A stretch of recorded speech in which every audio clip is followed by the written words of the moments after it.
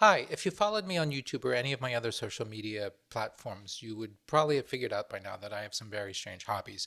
One of those hobbies is that I like to read French military strategy. I mean, somebody's got to do it, right? So, as a result, it's absolutely inevitable that I would end up reading and studying and rereading this book here by General Michel Yakovleff called Tactique théorique, which is one of the most important books published by anybody in the French military, really, in the last, I don't know, 20 years. This book came out, I believe, in 2006. This is a third edition, which I believe came out in 2016, which is, I think, more or less the same time that General Yakovlev actually left active duty. Yakovlev says a lot of things about a lot of things, but what I want to talk about in this video is some stuff that he says about the Western art of war and why it is, according to him, that the West has lost its ability to win wars. What's going on? My name is Michael Shirkin, and welcome to my YouTube channel, Pax Americana, a conversation about world affairs, global conflict, military strategy, and anything else that happens to be on my mind. Now, those of you who see my other videos will probably be wondering what happened to the big wall of books behind me. The answer is basically, well, to quote The Who, I'm going mobile. I'm no longer where I used to be, so I'm kind of moving around. I grabbed a few items from my previous place and sort of threw up there. Fortunately, I'm still rocking my Brooks Brothers blazer because that's something that Joe Rogan does not do, and this is how you can tell us apart. I'm seriously joking. Anyways, in this video, what I want to do is I'm going to divide the video into several parts. I'm going to, four basic parts. The first has to do with General Yakovlev's concept of the Western art of war. The second is going to summarize some of his arguments about why the West keeps losing wars. And third, what it must do to get its mojo back, basically. How does the West regain its ability to win wars? And then finally, in the fourth, I'm going to weigh in on what I make of all of this and what I make of the general question of why does it seem to be the case that the West keeps losing wars? So part one, the Western art of war. General Yakovlev in this book doesn't really define it directly. He sort of avoids it. But what he does is he gets at it obliquely by talking about why the West has been so militarily dominant for many centuries and why it is that the Western art of war has become sort of the dominant paradigm of the art of war for the entire planet for centuries. That doesn't mean forever, which he's very quick to point out. He says it's going to change, but at least for now and until now. Now, his answer is that the West, Western militaries are in possession or have been in possession of certain traits, certain attributes, which historically has made them superior to anybody else. What he has in mind are the following. He has in mind technological superiority, material superiority, what he describes as conceptual superiority, and actually what he has in mind as the art of maneuver, and I'm going to get into that a little bit. He says that the West has a specific military culture, cultural dynamism, expansionism, and finally demographic vigor up until relatively recently. He also thought that it was the case that because for so many centuries European countries made war on one another, there was this sort of Darwinian effect going on with the survival of the fittest. That basically this competition amongst European potentates or states or whatever enabled them to hone their craft and develop and evolve such that by the time Europeans finally sort of burst forth onto the global scene, they were pretty much unstoppable. So they were really kind of better than anybody else by the time they finally did it, thanks to these sort of centuries of evolution and eternal conflict. Now, with regard to material superiority and technological superiority, I want to just caution that Yakovlev says that ultimately this becomes a trap. And I'm going to get into this in much detail later. With respect to tactical maneuver, the art of maneuver, what he has in mind is the evolution of what he calls autonomous and functionally differentiated units. Something he said that was forgotten since the end of the Roman legions, but slowly in Europe managed to evolve. And he says that basically, if you've got equal numbers and equal technology, the person who wins is the one who maneuvers better. And so in Europe, this evolved so that people learn to maneuver better. He gives a very cursory, I'm really basically drawing all this from the preface of this book. He draws this very rough, quick sort of sketch of European military history. And he says, for example, that it was the Swiss who invented the battalion, which he said permitted the army to maneuver instead of moving as a block. Then in the 17th century, you get the rebirth of larger units or divisions or brigades, which permitted combined arms maneuver. I believe, by the way, the Swedish leader Augustus Adolphus is one of the people who's credited for this development. And I talked a little bit about him in the previous video I made, which was about the Swedish military. Then, of course, under Napoleon, now we've got full armies and army corps. And then later, in the age of industrial armies, we even have army groups. Yakovleff also evokes a spirit of adventure and enterprise, which he said encouraged European commanders to do crazy and even audacious things. And yes, he points to the fact that for many, many centuries, Europe and then also the United States added to that were demographically dominant for at least for a certain period of time. Now, he does concede, he doesn't see the past as through rosy lenses. He says, very clearly, for centuries, what the West did was it massacred people, it displaced people, it did all sorts of terrible things that today we acknowledge are inhumane. But he then says that, well, we weren't the only ones, right? That everybody was doing this. This was this sort of normal for the time. And Europe and the West had no monopoly whatsoever on this kind of thing that we now associate with barbarity, massacring people and displacing people. That's just sort of the way it worked. The difference is that perhaps we were just more effective at it than everybody else. Now, if you made it this far in this video, please don't forget to hit like and subscribe. And if you really feel so inspired, you can send some money my way, either by hitting the thanks button in YouTube, or you can even join and become a member. And just for those of you who already are members, thank you very much. For those of you who are thinking about it, basically the main perk of being a member of this channel is that this marks you as being one of the coolest people on earth, which is quite the distinction, if I do say so myself.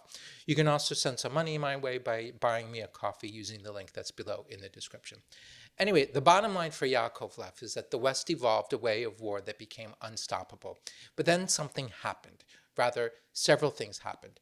Much of what gave Europeans and Americans their dominance, he said, is just no longer true, especially the material, technological, demographic, and spiritual factors. And he complains that in the West, the spirit of competition has given way to what he calls a gloomy fatalism that, quote, condemns us more than the actions of our competitors because, he insists, that we've come to fear competition itself. Finally, he says that our past successes have given birth to several fantasies. The word he uses in French is lubies, several fantasies that have led to what he calls a perversion of the Western art of war. Now, I'm going to get into those fantasies a little bit because in his argument in the preface, he then kind of details them and talks about them at length. But first, he's going to lay out still several points to his argument, which is what I'm going to do here. Now, one of the problems, there are two related problems. One he says is basically there's a failure of the West. The West is no longer in the business of doing strategy, and this is a huge problem. And then secondly, to the extent that you can even say that the West has any kind of strategy at all, he says it's a purely defensive strategy. It's no longer an offensive strategy. We're not out to conquer anybody or to dominate anyone. Rather, we're just trying to defend our current status. According to Yakovleff, this is doomed to fail because any purely defensive strategy, by definition, is doomed to fail. So that's a problem. Now, related to this idea that according to Yakovleff, the West has stopped doing strategy is this problem that he says that the West has become reticent to conceive of force as a legitimate tool of strategy. So it's like we no longer think about force and think about military power as a real tool of strategy. And he says the following, and I'm quoting here. He says, today, after a half-century of post-colonial expeditions and wars, assorted stabilization operations, the Western world has come to dislike war. It observes that the use of force has never, or almost never, brought about a situation that is manifestly preferable to the status quo ante. And he describes a number of wars, Indochina, Afghanistan, and he says that, look, in no case can one clearly say with any confidence that Western intervention has led to the emergence of a desirable state. In brief, he says a student of international relations would have a hard time today citing convincing cases where the use of force by the Western camp has resulted in a durable or stable situation that is preferable than that which came before. Yakovleff says that this loss of a taste for war is actually really problematic because he says the rest of the planet doesn't suffer from this problem. And when warlike enthusiasm encounters timidity, I think he uses the word pusillanimity, is that a word in English? War is never very far, and that there are very few cases in which the most timorous wins. Now, the lack of strategic sense is something that Yakovleff talks a lot about. And he says that ultimately we in the West, we have retained the ability to win in battle, but we've lost the ability to convert that victory into a strategic situation, or rather a strategic solution. Why? Yakovleff says that it all can be summed up with the slogan, no boots on the ground. He says that basically the idea, according to which one can obtain a political result without entering into contact with the population, the social body that one hopes to influence, is what kills the West's ability to do strategy. We have become, he says, overly concerned with force protection. We've become overly sensitive to casualties. And he says that this is one of the lubies, one of the fantasies that hobbles us. He says that this is the fantasy according to which the absence of losses is the first determining factor of any military action. Like that's always where we start. Well, we need to make sure that we don't suffer any casualties. As a result, he says, when we get involved in conflicts, we keep our distance from the people. We overuse firepower, above all airstrikes. And this is problematic because it encourages ill will. It creates ill will amongst the civilian population. And more importantly, it does nothing to control or influence the people. You can blow things up and kill people with airstrikes, but you can't control the terrain. Basically, he says, and he says this explicitly, we are cowards. He writes, tactical or operational superiority is worthless when the adversary knows that the slightest loss is experienced like a national existential drama and provokes an emotional overreaction. And this emotional reaction, he says, encourages, it creates paralysis and inefficacy. And he says that what's happened is public opinion for too long has been encouraged in this notion, in this illusion, another fantasy, that it's possible to fight a war without anybody being killed. This is a real problem, according to Yakovleff. Now, let's talk more about Yakovleff's fantasies, or his lubie. He says, one is what he calls the scientist fantasy. This, he says, is the idea according to which, I think this is really interesting, according to which there exists a technical solution to all tactical problems. I think this is totally true. I mean, any observation, I've spent a long enough, working at the RAND Corporation long enough, like dealing with the U.S. military and the U.S. military approach to tactical problems. It's really it. It's like, here's a tactical problem. What do we do? Well, ultimately, somebody shows up with some sort of technological solution. Buy this thing, and this thing is going to solve our problem. And everybody's like, great. So, the U.S. military would throw money at it, and voila, this is how we operate. He associates this, by the way, with the fantasy of stealth, and that's what he says. It's the fantasy of stealth. And he thinks that stealth is a very, very dangerous idea. Why? Because he says that the U.S. has made its concept of air superiority dependent on this one specific form of technological superiority. And according to Yakovleff, this creates a gigantic vulnerability. Next, and relatedly, there is the fantasy, according to Yakovleff, that war can be conducted in a rational, scientific, and methodical way. Yakov says that in modern history, this approach to warfare was invented by French generals in World War I. We're thinking of people like Pétain, the whole idea of a methodical approach to warfare on the Western Front, where you've got these extremely detailed fire support plans and walking barrages and all that kind of thing. But in the contemporary world, according to Yakovleff, this now basically can be summed up in terms of three phases. The first phase is the conquest of air superiority. Second is offensive land operations, which he says we're inevitably victorious because we still have the ability to win any battle. And then third, we've got stabilization and the retreat of the force. And this is the way it always works. He says that this is a form of warfare that's mechanical, and because it's mechanical, it's ultimately predictable. Relatedly, Yakovleff says that Western military culture is overly invested in process. He says that Western military culture is a victim of the spirit of process to the point where our deciders are no longer even realize it.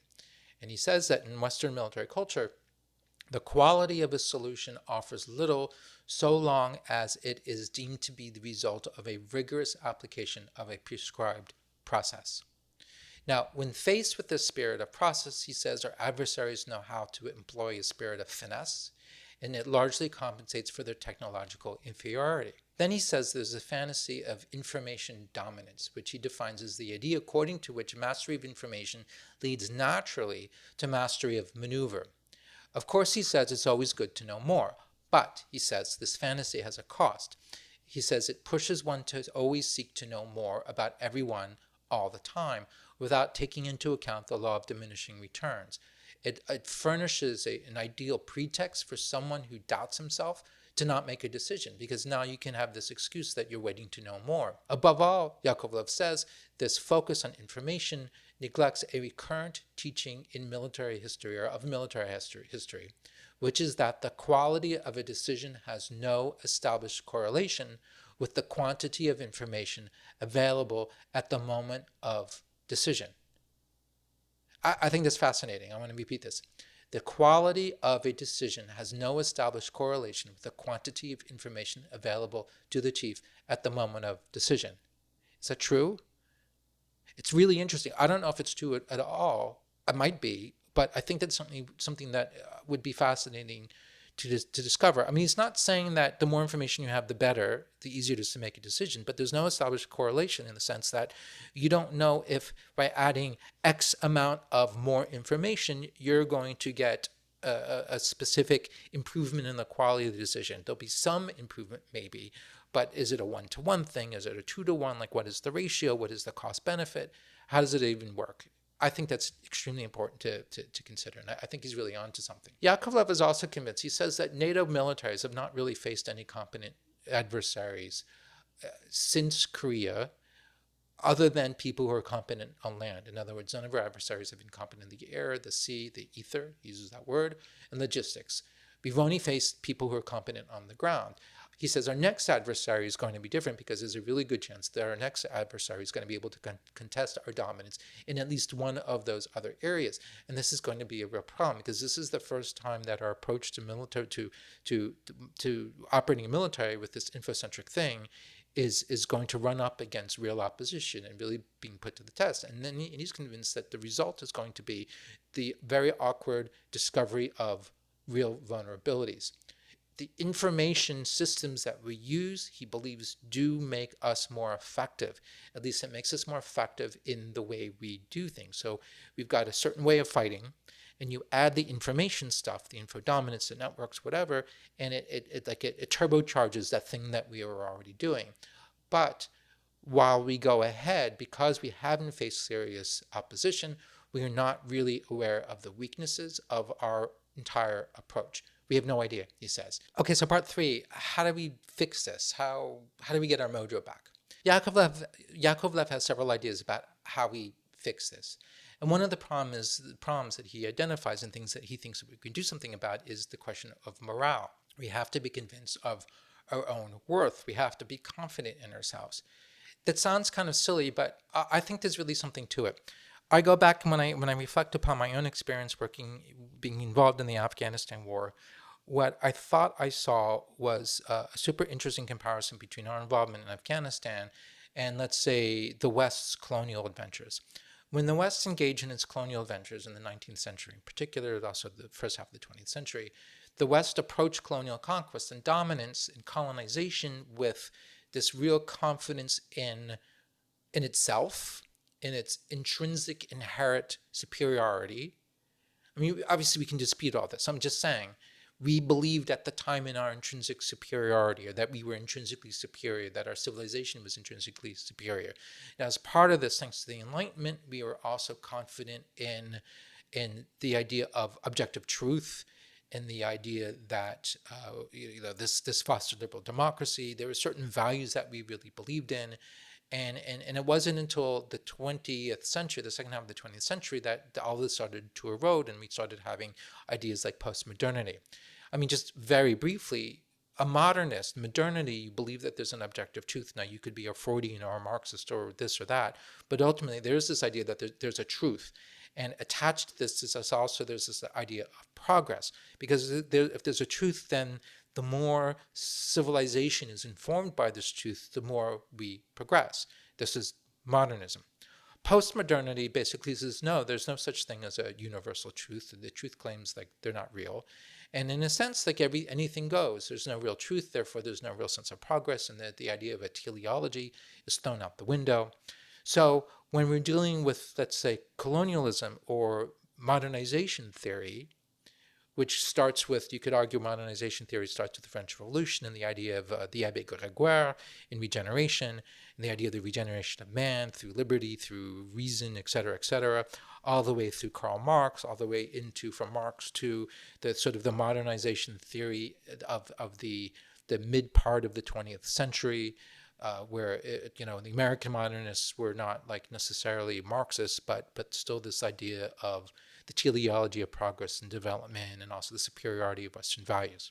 Modernization theory really has its underpinnings in that, in this kind of ideology, but that kind of fell apart, I think, really in the late 1960s and 1970s, when everybody began to criticize this. Often the critiques were valid and had a lot of validity to them.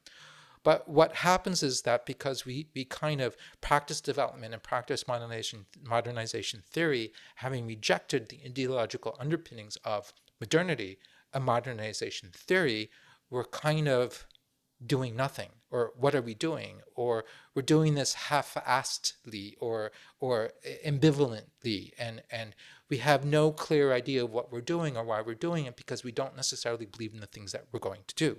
Now, concretely, what you get is, in a place like Afghanistan, you have parts of the US government and others involved in this project of creating a liberal democracy and trying to promote certain liberal values. That's very much in line, frankly, with the 19th century colonial project and the mid-20th century modernization theory kind of project, while undermining that effort. Other parts of the US government and others were actively undermining this, propelled by the sense that this notion of modernity just doesn't apply to Afghanistan. The notion that these Enlightenment visions of the regeneration of humankind and the sort of the superiority of Western civilization, all that's out the window. We don't really believe in it. We don't really believe that democracy really is appropriate for different cultures and different people. And as a result, the US government, while promoting liberal democracy, undermined it by believing that really the only thing that matters in Afghanistan were warlords. So therefore, the US government actively supported the warlords and actively undermined the progress of liberal democracy. How? Well, because we don't believe in liberal democracy, even though we are investing a lot of money in promoting liberal democracy.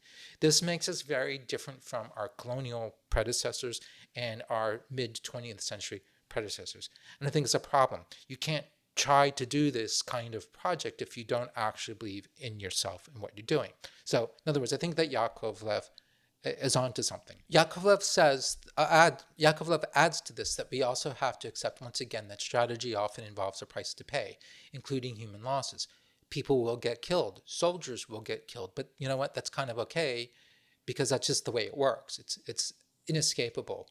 And he says our militaries have to restore proper balance between process and finesse, and learn to shed an overly mechanistic view of warfare, and therefore they have to shed the fantasies that we've discussed below, the different as discussed above. Now, this part might sound provocative, but Yakovlev goes on to say that we once again need a strategy of conquest. He makes very clear, not talking about military conquest. We're talking about a civilizational conquest, a cultural conquest, a sociological conquest. It's about soft power, not hard power, but it means having this idea that we are actively competing with other cultures and competing with other societies, and we need to be thinking in those terms. So, interestingly, he endorses immigration. He thinks that's great, because this means that people want to come, and we need to welcome them and open the doors, but also take seriously the idea of assimilating them. In other words, inculcating certain values and certain ideas. But this also means that we have to be ready sometimes to act beyond our borders in kind of an aggressive way, even sometimes to involve troops on the ground who can make a difference. So this brings us to part 4, which is, what do I think of all of this? I think there's some truth to this. So, I think there's something to be said for the idea that we have really honed the art of warfare, and yet we seem to have less of ability to translate our battle victories into any kind of strategic decision. And there are a lot of explanations for this. And there's also something to this idea that our conception of the use of force as a tool of policy has somehow evolved. In part, I see that we're using force to manage situations. We're using force to shape situations, whereas previously force was used for much more concrete objectives. So we've lost a sense of having concrete objectives with clear end goals. And it's more like this fuzzy stuff. We're going to transform, we're going to modernize, we're going to democratize, we're going to stabilize. What does that even mean? That's part of the problem. It's this understanding of the purpose of the use of force and the objectives. There's also something to be said for our reticence to accept casualties, which then, and a reticence, our obsession, I think he's right, with force protection and with minimizing casualties, which results in certain tactics that often are very counterproductive. The refusal to expose people to casualties, soldiers, to getting killed, getting wounded, which certainly makes a lot of sense, and I can't really criticize the military for doing this, but at the same time, if this means that you're hiding behind the walls of a forward observation base, of a FOB, or just chucking bombs, but even if they're precision bombs or using drones, that can be enormously destructive, but it doesn't necessarily do any good. And I certainly look at what we did in Afghanistan and what we did in Iraq, and also look at the war in Gaza, where the Israelis seem to be very reticent to actually occupy and hold territory and govern the territory. They refuse to do that, and as a result, all they do is they keep repeating clearing operations that doesn't really achieve anything. You roll in, you blow some stuff up, you kill some bad guys, fine, but then you leave, which means that the bad guys come back up and return, and then you got to rinse and repeat. As a strategy, that doesn't make any sense. And a lot of the reasons I think that the Israelis are doing this, I mean, there are various political reasons, but there's also an extreme reticence to lose people, and there's this extreme concern with saving people's lives. So again, it's natural and understandable and commendable, but it becomes problematic in certain ways. I also think that there's something to be said about this problem of how, rather than thinking in terms of strategy, we think in terms of tactics, and we think in terms of technology. And we have an over-reliance on technology that kind of enables us to be lazy about thinking about strategy. We don't need to think about strategy because we've got all these cool machines, these machines that go ping, right, and can do these things. And look, we've invested all this money in all these fancy systems. That's really pretty cool. But that can't just be like a justification for not thinking strategically. And it's really remarkable. There's absolutely no correlation between our ability to fight and our ability to actually win wars. So we get involved in these conflicts where we bring to bear incredible military superiority, incredible technological superiority, but it doesn't actually get us anywhere. Why? Well, I think because of the fantasies that Yakovleff is talking about. Thank you very much. I hope you've enjoyed this video. If you look in the description, you'll see, in addition to timestamps, you will also see links to my Twitter, Blue Sky, and LinkedIn accounts, as well as to my Substack. I write weekly for Substack. It's also called Pax Americana. Finally, you'll see a link to my own website, michaelshirkin.com. Also, if you, again, please hit like and subscribe, and if you want to toss me some money through Buy Me a Coffee or something, please do that. And stay tuned. There's plenty more in the pipeline, and maybe by then I'll make some corrections in terms of lighting and throw some more stuff up in the background. So hey, that's really exciting. So anyways, thank you very much, and I'll see you in the next video. Bye-bye.